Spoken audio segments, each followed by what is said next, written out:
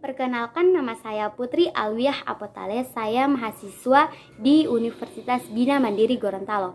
Di video kali ini saya akan menjelaskan materi singkat tentang hormon, lipid, dan enzim. Nah, pertama saya akan menjelaskan materi tentang hormon. Hormon adalah zat kimia yang dihasilkan oleh kelenjar endokrin atau kelenjar buntu. Kelenjar ini merupakan kelenjar yang tidak mempunyai saluran, sehingga sekresinya akan masuk aliran darah dan mengikuti peredaran darah ke seluruh tubuh. Apabila sampai suatu organ target, maka hormon akan merangsang terjadinya perubahan pada umumnya. Pengaruh hormon berbeda dengan saraf. Adapun klasifikasi hormon berdasarkan senyawa kimia pembentuknya, yaitu yang pertama, golongan steroid merupakan turunan kolesterol, yaitu androgen, estrogen, dan androkortikoid. Dan yang kedua, golongan eikosanoid, asam amino dengan molekul yang kecil, yaitu dari asam arachidonat. Yang ketiga, golongan derivat, ada steroid, katekolamin, epinefrin. Dan yang keempat, ada golongan polipeptida dan protein, yaitu insulin, glukagon, GH, TSH, dan oksiton fosfoperin.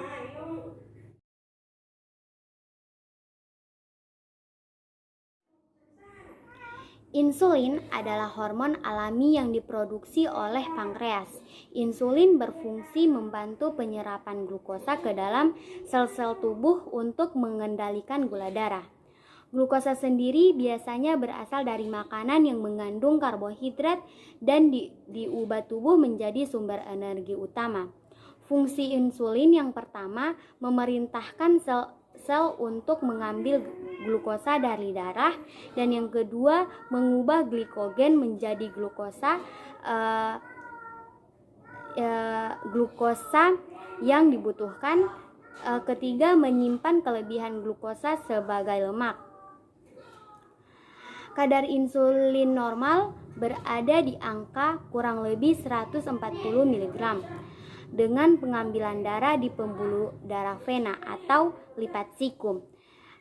Kemudian kadar insulin abnormal berada di angka lebih besar dari 200 mg dengan pengambilan darah di pembuluh darah vena. Nah, cara kerja insulin ini yang perlu diketahui adalah cara kerja insulin di saat terjadi peningkatan glukosa adalah dengan memberi sinyal kepada organ pankreas untuk memproduksi hormon insulin. Setelah hormon insulin dihasilkan, maka selanjutnya hormon insulin akan memberi sinyal kepada sel-sel di seluruh tubuh untuk mengambil glukosa di dalam aliran darah.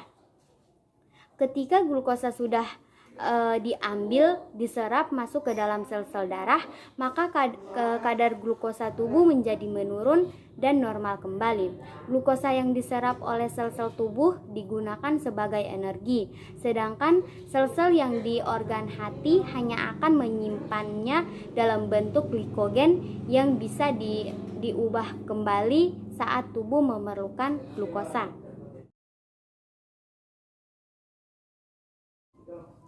Nah, selanjutnya di materi kedua. Di materi kedua ini saya akan merangkum materi tentang lipid.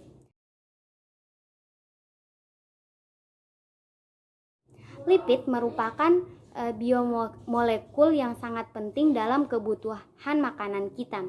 Salah satu bentuk lipid adalah trigliserol dan lipoprotein. Trigliserol adalah sumber cadangan kalori yang memiliki energi tinggi.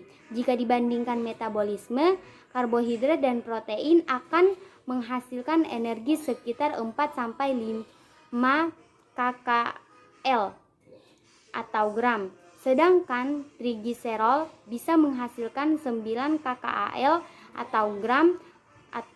Fungsi biologi lipid tergantung pada struktur kimianya. Nah, lipid ini terdiri dari 3 kelas membran sel. Yang pertama, fosfolipid. Molekul fosfolipid terdiri dari 2 bagian, yaitu kepala dan ekor. Bagian kepala memiliki muatan positif dan negatif, serta bagian ekor tanpa muatan. Bagian kepala karena bermuatan bersifat hidrofilifik atau larut dalam air, sedangkan bagian ekor bersifat hidrofobik atau tidak larut dalam air. Dan yang kedua, kolesterol. Kolesterol banyak terdapat pada membran sel hewan atau sekitar 50% dari molekul lipid. Membran sel tumbuhan dan semua sel bakteri tidak banyak mengandung kolesterol. Kolesterol lebih sedikit dibandingkan lipida membran lainnya dan tidak terlalu bersifat amfipatik. Dan yang ketiga, glikolipid. Glikolipid ialah molekul-molekul lipid yang mengandung karbohidrat, biasanya pula sederhana seperti galaktosa atau glukosa. Akan tetapi istilah glikolipid biasanya dipakai untuk lipid yang mengandung satuan gula tetapi tidak mengandung fosfor. Glikolipid dapat diturunkan dari gliserol atau pingosin dan sering dimakan gliserida atau sebagai sphingolipida. Nah, dan materi yang terakhir yang akan saya rangkum yaitu enzim. Nah, enzim adalah suatu protein yang mengkatalisis reaksi biokimia. Bekerja sebagai katalis pada organisme hidup, mengatur kecepatan di mana reaksi kimia diproses dan enzim itu tidak berubah dalam proses tersebut. Ada 2 karakteristik penting enzim. Yang pertama, enzim tidak berubah masuk ke dalam reaksi kimia dan bertindak sebagai katalisa. Dan yang kedua, enzim tidak mengubah keseimbangan yang konstan pada reaksi kimia tersebut. Enzim ini hanya meningkatkan kecepatan di mana reaksi mendeteksi keseimbangan. Nah, sebagai suatu bahan yang penting dalam metabolisme, enzim memiliki sifat-sifat sebagai berikut. Yang pertama, kerja enzim bersifat spesifik atau khusus. Artinya, satu enzim hanya dapat bekerja pada satu substrat.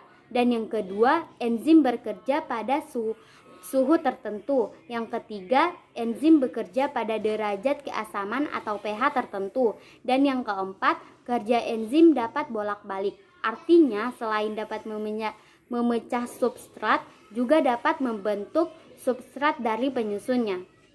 Nah, perlu diketahui juga, terdapat 2 teori yang menjelaskan cara kerja enzim. Yang pertama adalah teori lock and key atau kunci dan anak kunci yang dikemukakan oleh Emil Fischer. Cara kerja enzim ini mirip dengan mekanisme kunci dan anak kunci. Enzim diibaratkan sebagai kunci gembok yang memiliki sisi aktif dan substrat diibaratkan sebagai anak kuncinya. Dan teori kedua adalah induction fit atau induksi pas yang dikemukakan oleh Daniel Kaslan. Nah, berdasarkan teori ini, enzim melakukan penyesuaian bentuk untuk berikatan dengan substrat. Tujuan meningkatkan kecocokan dengan substrat dan membuat ikatan enzim substrat lebih reaktif. Nah, itu adalah materi singkat yang dapat saya sampaikan dari hormon, lipid, dan enzim. Maaf jika ada kekurangan, mohon dimaafkan. Wabillahi taufik wal hidayah. Wassalamualaikum warahmatullahi wabarakatuh.